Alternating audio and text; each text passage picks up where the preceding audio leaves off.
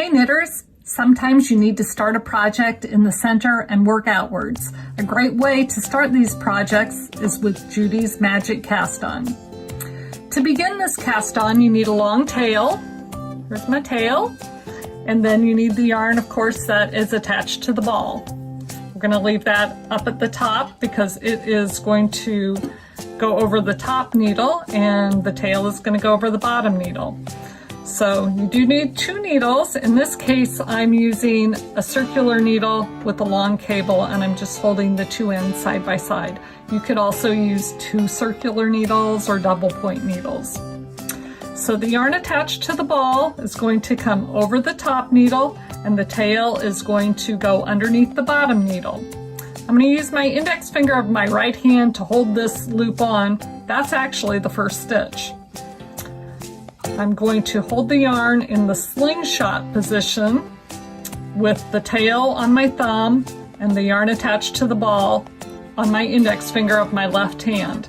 So the first stitch is on the top needle. We need to put a matching stitch on the bottom needle. We're going to use our index finger to come underneath the bottom needle and then over the top. So now we've got 1 stitch on each needle. Then my thumb, which is at the bottom, and this is kind of a work in opposites. So my thumb is further away from the top needle, but that's the finger that I'm going to use to put my next stitch on my top needle, and I'm going to come in between the 2 needles and over the top. Then I'll use my index finger, which is further away from the bottom needle, to come underneath the needle and over the top. 2 stitches on each. So we just alternate these back and forth until we have the desired number of stitches. Like everything else in knitting, you don't want to pull it too tight.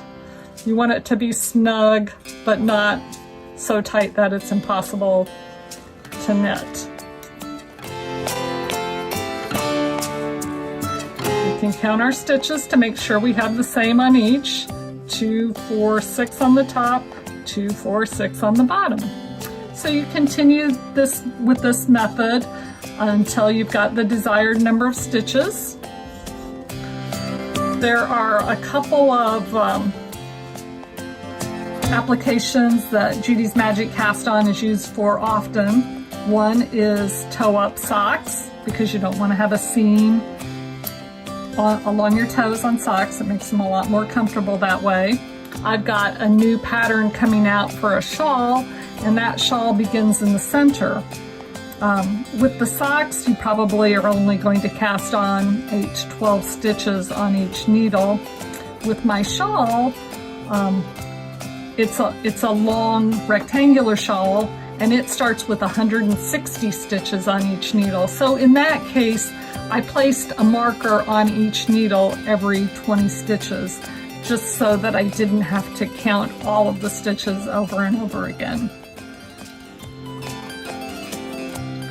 With a little practice, you'll be a pro at using Judy's Magic Cast On, and you'll have a new knitting skill. Thanks, Judy, and thanks for watching. See you soon. Bye-bye.